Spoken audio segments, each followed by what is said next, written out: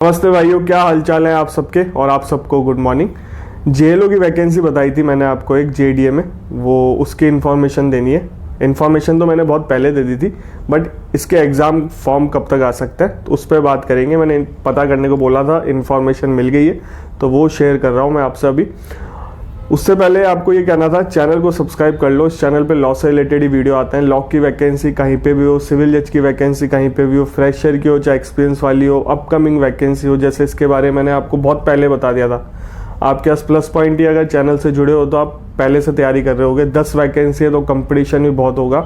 और सबसे बड़ी बात, एक अधिकारी की नौकरी है, जयपुर में रहेगी आपकी पोस्टिंग। और जेडीए में काफ़ी टाइम से, मतलब कोई 30-40 साल से कोई एग्ज़ाम नहीं हुआ, पहली बार होगा जेडीए में एग्ज़ाम, तो बहुत बड़ी बात है। उसकी इन्फॉर्मेशन मैंने आपको पहले दे दी, तो चैनल को सब्सक्राइब कर लो, बेल आइकन दबा दो। इस चैनल पे ऐसे ही वीडियो आता है, अपने मन से कुछ नहीं बताता, जो गवर्नमेंट में चल रहा होता है वही सारी इन्फॉर्मेशन आपके साथ शेयर करता हूँ। तो ये भी वही इन्फॉर्मेशन है, बात कर लेते हैं। सबसे पहले इसका एग्ज़ाम कब तक हो सकता है, इसका एग्ज़ाम फॉर्म कब तक आ सकता है। इसके अप्रैल में 25 अप्रैल तक इसके फॉर्म आ सकता है। 25 अप्रैल मई के स्टार्टिंग में भी आ सकता है। 25 अप्रैल तक आने के हैं फॉर्म। अगर अप्रैल के एंड तक नहीं आते तो मई के आसपास इसके फॉर्म आ सकता है। अब प्लस पॉइंट क्या है इसमें, इसका पेपर आरपीएससी कराएगा। देखो, जेडीए ने 2 संस्था को भेजा है पेपर कराने को। 110 करीब, वैसे 400 करीब वैकेंसी है, बट अभी 110 वैकेंसी कुछ करानी है इनको। और 100 करीब vacancy Rajasthan staff selection board है शायद, वो कराएंगे। और 10 वैकेंसी जो जेएलओ की है वो आरपीएससी कराएगा। आरपीएससी को भेज दिया। आरपीएससी को पहली बार नहीं भेजा जा रहा है, ये चीज़ काफ़ी टाइम से चल रहा है। 2021 से चल रहा है मैटर। 2021 में भेजा था, फिर कोई रूल्स की बात आई, उसको चेंज कराया, फिर वापस भेजा इसको, फिर कोई रूल्स की प्रॉब्लम आई, फिर थर्ड टाइम वापस भेजा, फिर कोई रूल्स की बात आई। जेडीए ने सारे रूल जो भी इनकी थे उनके अकॉर्डिंग कर दिए सारे चेंज। पहले एज की बात थी, मिनिमम एज, फिर बहुत सारी चीज़ें थी और सब कुछ क्लियर हो गया। अब फाइल वित्त मंत्रालय में है, फाइनेंस मिनिस्ट्री में है फाइल। अब फाइनेंस मिनिस्ट्री से अप्रूव होते ही आपको नोटिफिकेशन देखने को मिलेगा। अब कोई मतलब ऐसा कुछ नहीं है कि कोई प्रॉब्लम आ रही हो, कोई एरर हो, कोई सही करना हो। फाइनल अप्रूव हो गया, आरपीएससी का सारी चीज़ें पहुंच गई है। अब प्लस पॉइंट ये है कि आरपीएससी पेपर कंडक्ट करा रहा है, तो आरपीएससी का आपको पता है जेएलओ का एग्ज़ाम पैटर्न जो आरपीएससी लेता है। कॉन्स्टिट्यूशन आता है, एविडेंस एक्ट आता है, कॉन्स्टिट्यूशन का एक सेपरेट पेपर होता है, तो कॉन्स्टिट्यूशन बहुत ढंग से पढ़ना। आरजेएस में कॉन्स्टिट्यूशन में तो बहुत कम पेपर आता है। अभी आप आरजेएस की पढ़ाई तो कर ही रहोगे, तो साथ में कॉन्स्टिट्यूशन तो आपको, अगर आरजेएस की पढ़ाई कर रहे हो तो वैसे ही इसका ऑटोमेटिक हो गया। प्लस पॉइंट ये है कि नए लॉ आएंगे, पुराने लॉ आएंगे, दोनों आ सकते हैं। आप तो दोनों लेके चलना, हर एग्जाम में दोनों आ रहे हैं और आरजेएस के लिए आपको दोनों ही पढ़ने पड़ेंगे। अधिकतर हर स्टेट में दोनों लॉ आ रहे हैं, तो दोनों लॉ पढ़ने लग जाना। नई वाली सीआरपीसी, नई वाली एविडेंस एक्ट, ये सारी चीज़ें आप ध्यान रखना, नई वाली आईपीसी। और वैसे बहुत कम सिलेबस है इसका, कोई जीके वीके आती नहीं है आरपीएससी में, ये चीज़ का ध्यान रखना। आरपीएससी में कोई जीके नहीं आती, नेगेटिव मार्किंग रहती है। और जेएलओ का अगर एग्जाम पैटर्न फॉलो करेंगे तो 2 दिन पेपर होगा इसका। अगर जेएलओ वाला ही जो आरपीएससी कंडक्ट कराता है तो पेपर, अगर जेएलओ वाला सेम, सब कुछ सेम रहता है, तो 2 दिन एग्जाम होगा। एक दिन कॉन्स्टिट्यूशन का होगा, उसके अगले दिन भी होगा। और अगले मतलब लैंग्वेज का एक पेपर होता है, 150 मार्क्स के क्वेश्चन आता है। कॉन्स्टिट्यूशन का होता है, सिविल का होता है, क्रिमिनल का होता है, और एक लैंग्वेज का होता है, हिंदी इंग्लिश का। और सब में क्वालिफाई करना जरूरी है। और इंटरव्यू भी होता है। ये एग्ज़ाम पैटर्न है, नेगेटिव मार्किंग रहती है। तो मैंने आपको इन्फॉर्मेशन दे दी।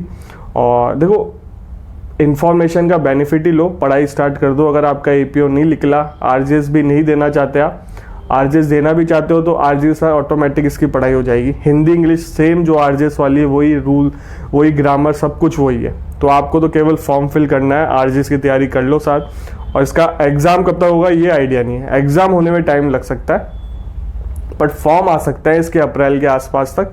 अप्रैल या मई में फॉर्म आ सकता है। 1 जून को तो आप एपीओ से ही फ्री हो जाओगे, मेंस हो जाएगा आपका एपीओ का। और आरजेएस का जब तक सुप्रीम कोर्ट से नहीं आएगा आदेश, शायद डेट ना आए। वैसे तो गर्मियों में करवाने का था, जून जुलाई अगस्त में आपका फ्री होने के चांसेस बहुत थे। तो एक का मेरे को मैसेज भी आया था कि आरजेएस की ट्रेनिंग कब से चालू होगी, 222 वाली। तो मैं ये बताना चाहूँगा, क्योंकि सेलेक्ट हुए होंगे वो ट्रेनिंग हो सकती है आपके इस महीने के एंड में या अगले महीने के स्टार्टिंग में स्टार्ट हो सकती है। और इस बार तो सुनने में ये भी आ रहा था कि वेरिफिकेशन बीच में करवा देंगे, ट्रेनिंग के बीच में ही वेरिफिकेशन होने लग जाएंगे, ऐसे सुनने में आ रहा था, कंफर्म नहीं है। पहले क्या होता था, मेडिकल होता था, वेरिफिकेशन होता था, उसके बाद सारे अपॉइंटमेंट लेटर आते थे। अब शायद एक टीचर भी है, शायद बहुत सारे मुझे मैसेज भी करते हैं, सर वो टीचर कैसे पढ़ा रहे हैं, मुझे कोई आइडिया नहीं कि संस्था में।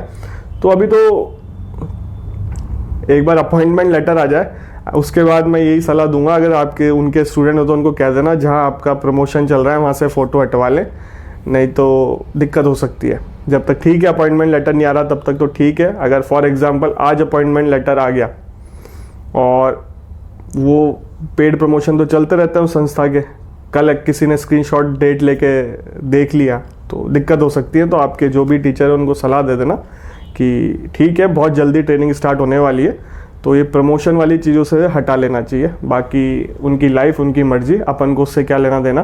तो वो इंस्टाग्राम पे मैसेज आया था इसलिए मैं आपको बता रहा हूँ। तो आरजेस की ट्रेनिंग भी स्टार्ट हो जाएगी। और देखो क्या है, AIB का रिजल्ट आया है, बहुत सारों के मन में भी ये डाउट है COP कब आएगा, सर्टिफिकेट ऑफ प्रैक्टिस। ऑनलाइन आ जाता है, 1.5 से 2 महीने के अंदर आ जाएगा। पास हो गए आप दिमाग मत लगाओ, पास हो गए एंजॉय करो, मेंबरशिप लो जाके। सबसे पहले पास हो गए आप मेंबरशिप लो, जिन्होंने भी सेशन कोर्ट हाई कोर्ट की मेंबरशिप नहीं ले रखी, सबसे पहले काम कल जाके यही करो, मेंबरशिप लेनी है आपको। जिस दिन वीडियो देख रहे हो उस दिन ही जाके ले लो, कुछ नहीं करना। हाई कोर्ट के ऑफिस जाओ, हमारे यहाँ तो हाई कोर्ट है जो जयपुर बेंच है, उसमें लाइब्रेरी है, वहाँ पे फॉर्म मिल जाते हैं, फोटो ले जाना, फॉर्म फिल कर देना, सारे काम हो जाएंगे आपके। और साल भर की भी होती है, लाइफ टाइम मेंबरशिप भी होती है, या तो सेशन कोर्ट की ले लो या हाई कोर्ट की ले लो, कहीं की भी ले लो। इसका बेनिफिट क्या है, आपको फॉर एग्जांपल किसी भी एग्जाम में सर्टिफिकेट लगाना है प्रैक्टिस का, तो आप वहाँ से इशू करवा सकते हो, वहाँ के प्रेसिडेंट से, इनसे। अब फर्म से भी इशू होता है। देखो 2 तरीके के एक्सपीरियंस मांग लेते हैं कई बार, रजिस्ट्रेशन नंबर मांग लेते हैं कि अगर आपका रजिस्ट्रेशन नंबर है दे दो, मान लेते हैं कि आपका एक्सपीरियंस चल रहा है। वैसे काउंट तो रजिस्ट्रेशन डेट से ही होती है, पर कई बार कई फॉर्म में सर्टिफिकेट मांगते हैं, आप एक्सपीरियंस सर्टिफिकेट दो। अगर आप किसी फाइनेंस कंपनी में काम नहीं कर रहे, किसी में जॉब नहीं कर रहे, किसी फर्म में काम नहीं कर रहे, तो बेस्ट वे है आपका सर्टिफिकेट इशू करवाने का, आप सेशन कोर्ट हाई कोर्ट से करवा लो। बहुत सारे ऐसे बच्चे होते हैं पढ़ाई कर रहे हैं जुडिशरी की, कहीं पे जॉब नहीं करता है, उनको सर्टिफिकेट कौन देगा, ना फर्म में ज्वाइन कर रखा उन्होंने, किसी संस्था में ज्वाइन नहीं कर रखा, तो उनके लिए बढ़िया है कि मेंबरशिप ले लो आप। आपकी मेंबरशिप चलती रहेगी तो आपका एक्सपीरियंस सर्टिफिकेट भी इशू हो जाएगा वहाँ से, हाई कोर्ट से या सेशन कोर्ट से। इसलिए मैं बोलता हूँ मेंबरशिप ले लो, ठीक है। और जो पास हो गए अच्छी बात है, इस बार रिजल्ट अच्छा ही आया, मैंने कहीं सुना नहीं कि लास्ट टाइम तो बहुत ज़्यादा फेल हुए थे बच्चे, 50% करीब बच्चे, 51% कुछ रिजल्ट रहा था कि पास नहीं हो पाया था, ऐसा कुछ था, मैंने बनाया भी था वीडियो। तो इस बार तो मुझे ऐसा कहीं सुनने में नहीं आ रहा पास नहीं हो रहा। कल रात को मैंने बना दिया था एक शॉर्ट और इंस्टाग्राम पे भी रील डाल दी थी, एरर खुल नहीं रहा था, तो एरर हो जाता है। अभी तक आपने देखा नहीं तो देख लो, AIB 19 का रिजल्ट आ गया। और इस बार ये भी है, बहुत सारे बच्चों ने अपीयरिंग दिया था, तो उसमें अगर आप रिजल्ट आ गया, आपको 6 महीने के अंदर रजिस्ट्रेशन कराना पड़ेगा, शायद एक नोट लिखा आ रहा है, तो चीज़ का भी ध्यान देना। तो कुछ डॉक्यूमेंट रजिस्ट्रेशन करवा लेना, नहीं तो वापस आपको AIB एग्ज़ाम देना पड़ेगा अगर आप नहीं करवाते, तो चीज़ का भी ध्यान रखना। तो सारे पढ़ने चाहिए डॉक्यूमेंट ढंग से। तो ठीक है भाइयों, वीडियो अच्छा लगा हो तो लाइक करना है, चैनल को सब्सक्राइब कर लो। इस चैनल पे लॉ से रिलेटेड वीडियो आते हैं, लॉ की वैकेंसी कहीं पे भी है, सिविल जज की वैकेंसी कहीं पे भी है, आपको टाइमली इन्फॉर्मेशन देता हूँ। इंस्टाग्राम को ही फॉलो कर सकते हो, साइड में इंस्टाग्राम ID आ रही है। हाई लो मत लिखना, अपना कोई भी क्वेश्चन हो मुझे मैसेज कर देना लॉ से रिलेटेड, मैं रिप्लाई कर दूंगा जैसे समय मिलेगा। आपसे मिलेंगे अगले वीडियो में।